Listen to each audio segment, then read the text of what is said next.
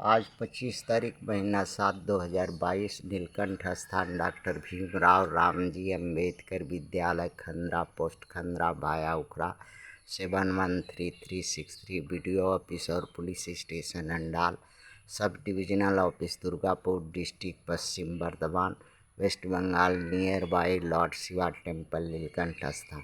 Today educational घुट्टी के तहत 25/7/2022 कक्षा 5 से लेकर 12 तक एक्सटर्नल वीकर सेक्शन के लिए आज का बच्चों सवाल बहुत ही कठिन और बहुत ही भावायक है, क्योंकि पढ़ने वाला समाज में एसटी के बच्चे ज़रूर ध्यान दे के सुने और भविष्य अंधकार में दिखाई दे रहा है। जो मनुवाद ब्राह्मणवाद का जो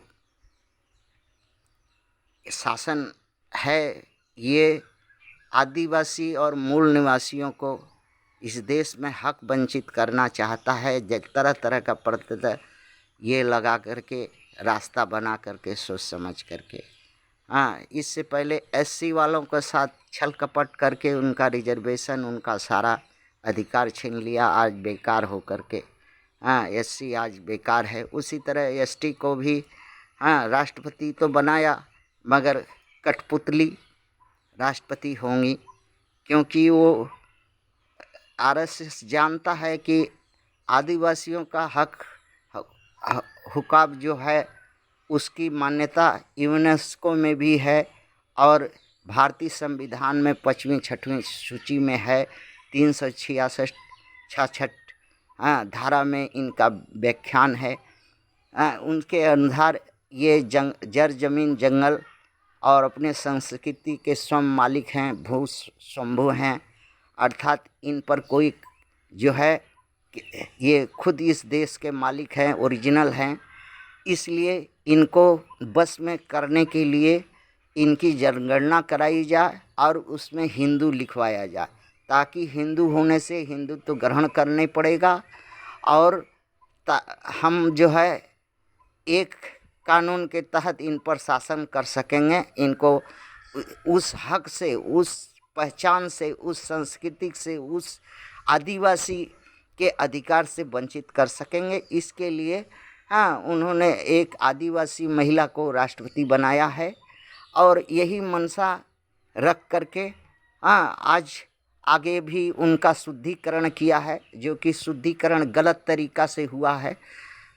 मनुवाद के जो शुद्धिकरण ग्रंथ हैं ब्राह्मण के, उसमें शुद्धिकरण का परिभाषा कुछ और है और ये जो मनुवादी पंडित जो शुद्धिकरण राष्ट्रपति, इससे पूर्व राष्ट्रपति, इससे पहले प्रधानमंत्री और लोगों का जो शुद्धिकरण किया है, उनके रीति नीति से ये अलग है। क्योंकि जो ब्राह्मणों के ग्रंथों में जो शुद्धिकरण का जो व्यवस्था है, यह है ये ओबीसी समाज में, एससी समाज में, एसटी समाज में पर सदियों से थोपा है।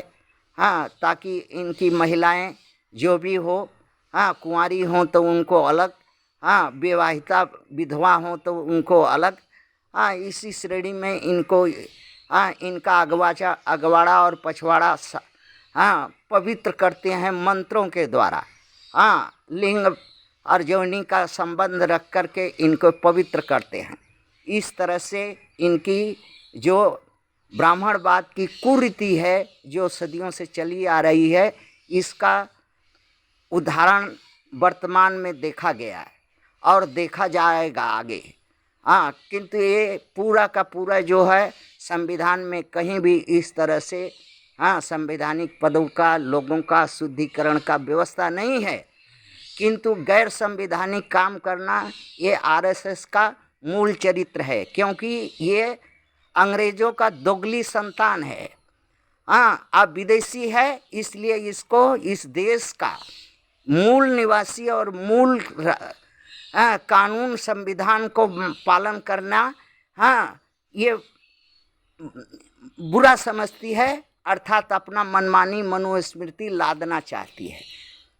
आगे है कि 2020 में जो जनगणना होगी, इसीलिए राष्ट्रपति बनाया है कि उस जनगणना में आदिवासी हिंदू लिख सकें, हिंदुत्व का इन पर ढाया जा सकेगा, ताकि इन पर शासन किया जाएगा। इनका जड़ जंगल जमीन और संस्कृति को मिटा करके इन पर सदियों से गुलाम बना करके रखा जा सकता है। किंतु ऐसा अगर हुआ तो आदिवासी समाज क्या करेगा?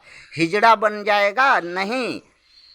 ऐसा अगर हुआ तो धनुष तीर उठाने होगा, बिरसा मुंडा को याद करने होगा, कानू सिद्धू मुर्मू को याद करने होगा, और वो दो बहनें जो मानो जानों को याद करने होगा, झानों को याद करने होगा, और उसी के नक्शे कदम पर इस दोगली अंग्रेजों की संतान को नस्ता नाबूद कर देना होगा। उठो आदिवासी, अब सोओगे सब खोओगे। थैंक्स।